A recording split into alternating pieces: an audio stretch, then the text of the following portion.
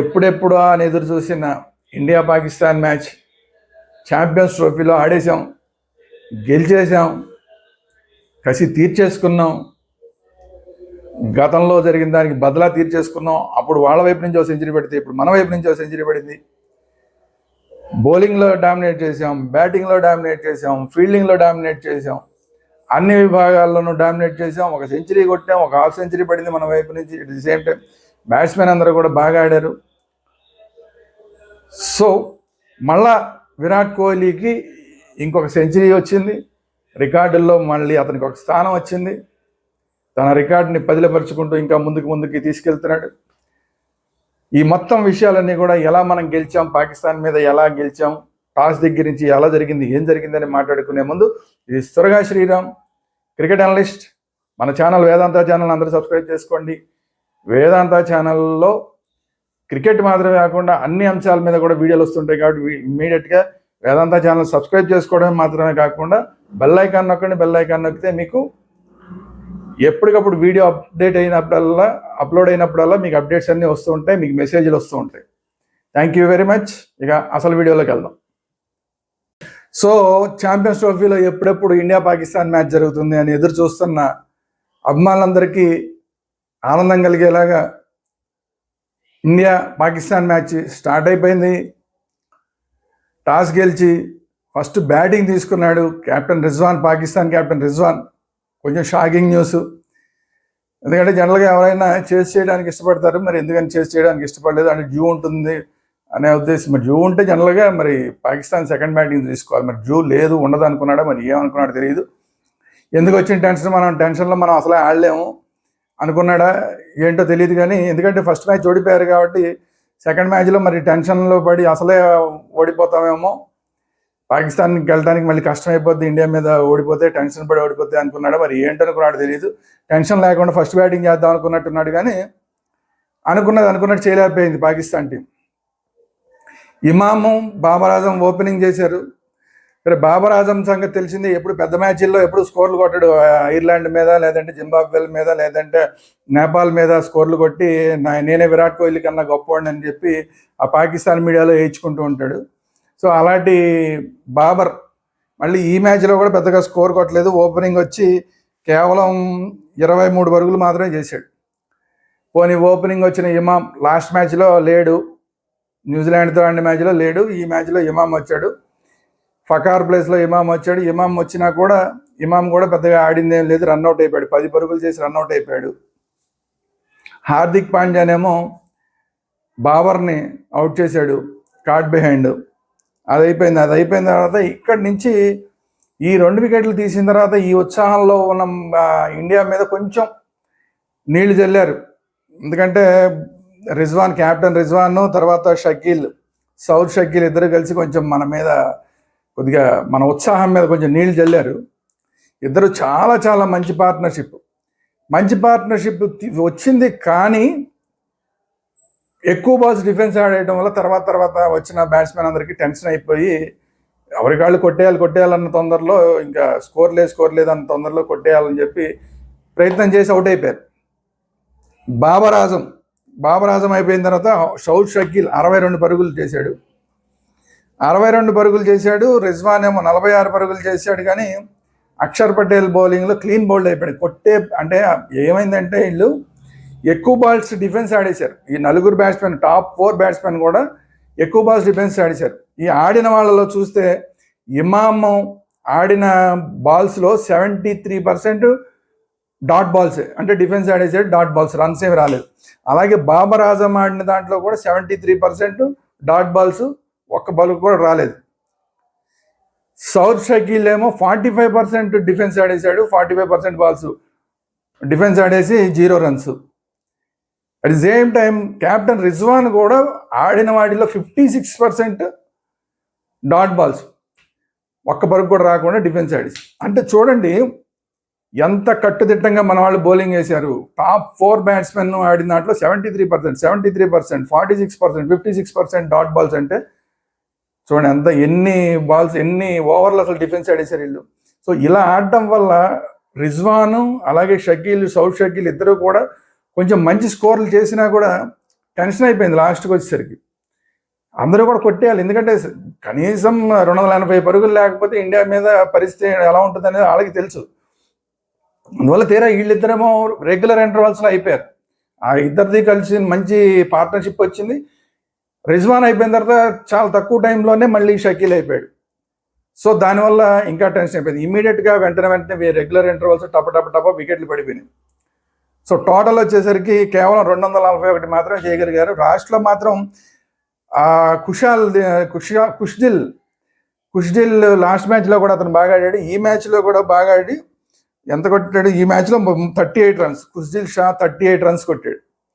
ఈ కుష్దిల్ షా కొట్టిన 38 రన్స్ తప్ప మిగతా వాళ్ళందరూ చూస్తే అందరూ 0, 4, 10, 10 అని ఇట్లాగే ఉన్నాయి తప్ప పెద్ద స్కోర్లు లేవు. అంటే వీళ్ళందరూ కూడా ఏంటంటే రిజ్వాన్ సౌద్ షకీల్ అయిపోయేసరికి ఇంకా స్కోర్ పెద్దగా లేదు.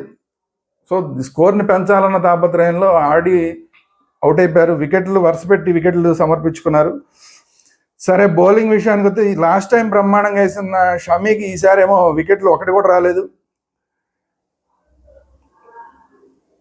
సో అంటే బౌలింగ్ మాత్రం వికెట్లు రాకపోయినా కూడా చాలా కట్టుదిట్టంగా అయితే బౌలింగ్ వేశారు, అది మాత్రం మనం ఒప్పుకోవాలి.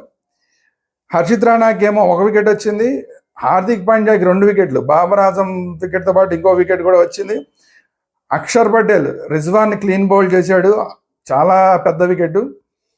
తర్వాత కుల్దీప్ యాదవ్ వరుసగా 3 వికెట్లు. కుల్దీప్ యాదవ్ ఒకే ఓవర్లో 2 వికెట్లు తీశాడు, తర్వాత ఇంకో వికెట్ తీశాడు, మొత్తం 3 వికెట్లు తీశాడు. జడేజా ఒక వికెట్.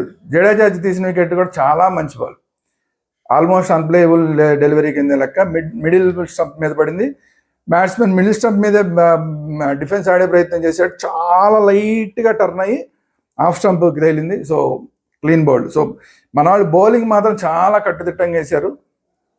ఇక్కడి నుంచి నెక్స్ట్ ఏం జరగబోతుంది, ఇది క్వశ్చన్ మార్క్.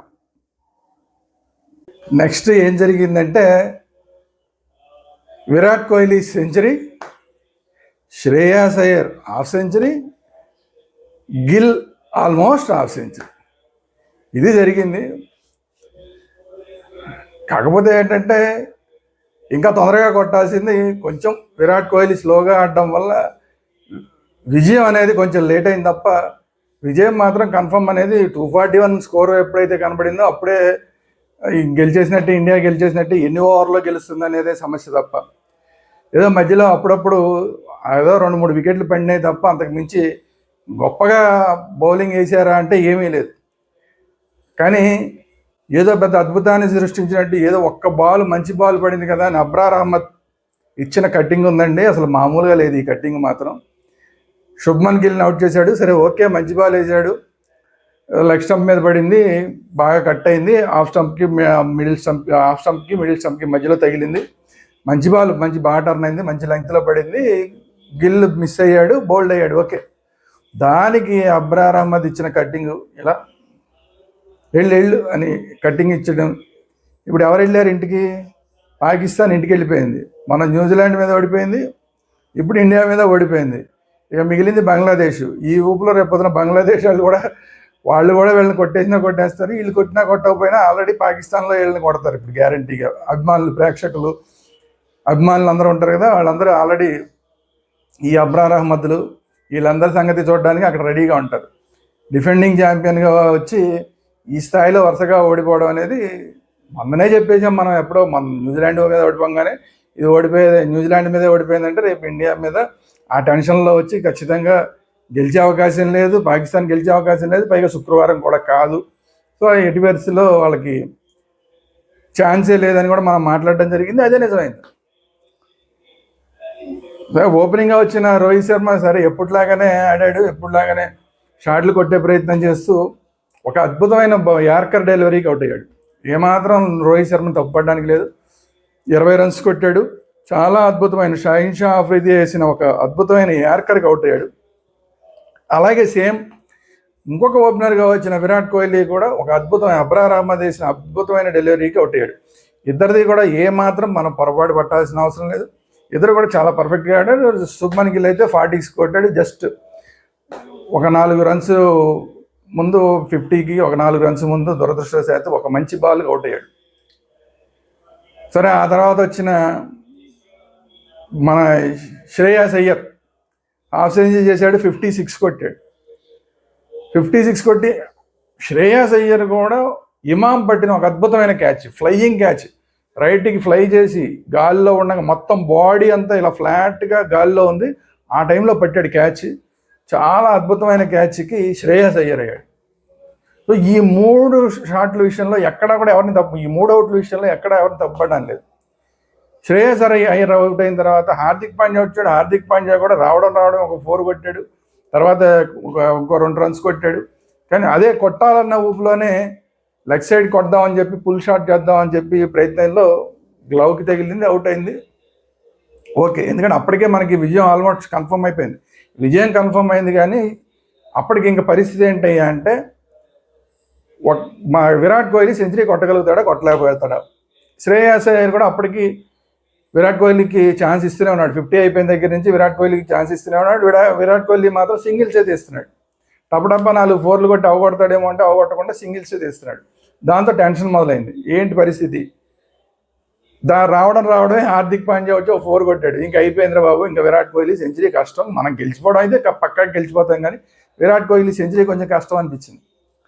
కానీ టక్కని హార్దిక్ పాండ్యా అయిపోయేసరికి మాత్రం విరాట్ కోహ్లీ అభిమానులు అందరూ చాలా సంతోషించుంటారు. ఇక మన విరాట్ కోహ్లీకి సెంచరీ కన్ఫర్మ్ అని. తర్వాత వచ్చిన అక్షర్ పటేల్ సింగిల్స్ తీస్తూ సహకరించాడు, విరాట్ కోహ్లీకి సహకరించాడు. విరాట్ కోహ్లీ సహకరించినా కూడా విరాట్ కోహ్లీ లాస్ట్ దాకా సింగిల్స్ తీస్తూనే ఉన్నాడు. లాస్ట్కి విన్నింగ్ షాట్ రెండో ఎంతో కొట్టాల్సింది, అక్కడ 4 కొట్టి ఒక పక్కన సెంచరీ అయింది, ఒక పక్కన విన్నింగ్ షాట్ అయింది.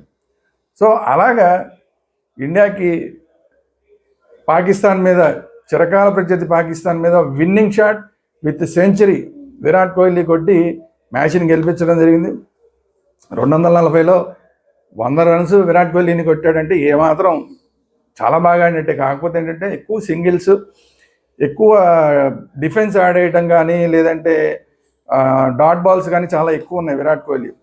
మొదట్లో అయితే అసలు పెద్ద కాన్ఫిడెన్స్ లేకుండా ఆడాడు. తర్వాత నెమ్మది కాన్ఫిడెంట్ వచ్చిన తర్వాత ఆ కాన్ఫిడెన్స్ గెయిన్ చేసుకున్న తర్వాత నుంచి అక్కడి నుంచి 2s అప్పుడప్పుడు 4లు కొట్టుకుంటూ అలా వచ్చాడు. కానీ ఏంటంటే సెంచరీ కొట్టినా కూడా ఇంకా విరాట్ కోహ్లీ లాస్ట్లో కూడా సెంచరీ కొట్టాలన్నప్పుడు కూడా 4s 6 కొడదామని ప్రయత్నం చేసినప్పుడు కూడా సరిగా షాట్లు తగట్లా. ఎక్కడో చిన్న టైమింగ్ మిస్ అవుతుంది. దాన్ని ఎక్కడో కొంచెం జాగ్రత్తగా చూసుకోవాల్సిన అవసరం ఉంది విరాట్ కోహ్లీకి. కానీ ఆడడం మాత్రం బాగా ఆడాడు. మనకు కావాల్సిన సెంచరీ, తనకు కావాల్సిన సెంచరీ కొట్టేడు, దేశానికి కావాల్సిన రికార్డు కొట్టేశాడు, మనకి భారతదేశానికి కావాల్సిన విన్నింగ్ షాట్ కొట్టేశాడు, ఇవన్నీ కొట్టేశాడు. కాబట్టి సరే, విరాట్ కోహ్లీకి మధ్యలో టైమింగ్స్ అయినాయా అవ్వలేదా, ఎక్కువ బాల్స్ డిఫెన్స్ ఆడారా, ఇక ఇవన్నీ కూడా పక్కైపోతాయి. ఓడిపోయిన మ్యాచ్ల్లో అయితే అవన్నీ మాట్లాడతారు, కానీ గెలిచిన మ్యాచ్ల్లో అవన్నీ మాట్లాడాల్సిన అవసరం లేదు. ఇంకా చాలా టైం కూడా ఉంది. ఎంత స్లోగా ఆడినా కూడా గెలవగలిగిన పరిస్థితిలో ఉన్నాం కాబట్టి ఇది పెద్ద ఇష్యూ కాదు. కానీ పెద్ద మ్యాచ్ల విషయంలో ప్రతి మ్యాచ్ ఇలా ఉండదు. 240 కొట్టడానికి 40 ఓవర్లు దాటిచ్చేసి 45 ఓవర్స్ దాకా ఆడేసి ఇలా చేసుకుంటూ వెళ్తే పెద్ద మ్యాచ్ల్లో చాలా కష్టం అవుతుంది. 42.3 ఓవర్స్ ఆడేశారు. 240 కొట్టడానికి 42.3 కావాలంటే ఇప్పుడు పొద్దున పెద్ద అసలు పిచ్ అంతా కూడా 300+ కొట్టే పిచ్ అదంతా. నేను ఫస్ట్లో చెప్పడం జరిగింది, మొన్న ఆస్ట్రేలియా మ్యాచ్లో క్లియర్గా కనబడుతుంది ఆ పిచ్చి. ఆస్ట్రేలియా మ్యాచ్ గురించి కాదు, ఆస్ట్రేలియా మ్యాచ్ అది పాకిస్తాన్లో జరిగింది. ఇక్కడ ఈ పిచ్ చూస్తే క్లియర్గా 300+ రన్స్ ఎవరైనా కొట్టచ్చు ఫస్ట్ బ్యాటింగ్ చేసిన వాళ్ళు. కాదే ఎవరు కొట్టట్లేదు కాబట్టి ఇప్పుడు దాకా సరిపోతుంది. రేపు పొద్దున న్యూజిలాండ్ మ్యాచ్ ఎలా ఉండదో తెలియదు. అందువల్ల న్యూజిలాండ్ వాళ్ళు ఒకవేళ ఎక్కువ కొట్టినప్పుడు కూడా ఇలా డిఫెన్స్ ఎక్కువ ఆడడం కానీ ఇలాంటివన్నీ చేస్తే మాత్రం కొంచెం టెన్షన్ అవుతుంది. అందువల్ల క్యాలిక్యులేటెడ్గా ఆడాల్సిన అవసరం, క్యాలిక్యులేటెడ్గా సింగిల్స్ చూసి తీయచ్చు, ఎక్కువ డాట్ బాల్స్ ఆడాల్సిన అవసరం లేదు, సింగిల్స్ చూసి తీయచ్చు. సింగిల్స్ 2s మీద కొంచెం ఎక్కువ కాన్సన్ట్రేషన్ పెట్టాల్సిన అవసరం ఉంది విరాట్ కోహ్లీ. చూద్దాం రాబోయే మ్యాచ్లో ఏం చేస్తాడు. సో ఈ మ్యాచ్ అయితే హ్యాపీగా మనం గెలిచిపోయాం, చిరకాల ప్రత్యర్థి పాకిస్తాన్ మీద గెలిచేసాం. బౌలింగ్ విభాగంలోనూ డామినేట్ చేసాం, బ్యాటింగ్ విభాగంలోనూ డామినేట్ చేసాం.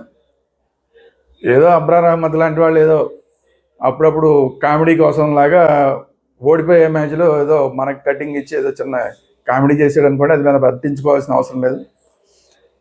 సో ఆల్మోస్ట్ 2 మ్యాచ్లు గెలిచేసాం కాబట్టి మనం సెమీస్కి వెళ్తాం అనటంలో ఆల్మోస్ట్ ఇంకా మనం గ్యారెంటీ అనేది పెట్టుకోవచ్చు. సో నెక్స్ట్ మనతో పాటు ఇంకెవరు వస్తారు అనేది చూడాలి. న్యూజిలాండ్ వస్తుందా, 99.9% న్యూజిలాండ్ వచ్చే అవకాశం ఉంది. సో మళ్ళా 10 రోజుల తర్వాత మనకి మ్యాచ్ 2వ తారీఖు దాకా, 2వ తారీఖు ఎప్పుడో ఉంది మ్యాచ్. సో ఈ 10 రోజులు కూడా మిగతా టీములన్నిటి గురించి మనం మాట్లాడుతూనే ఉందాం.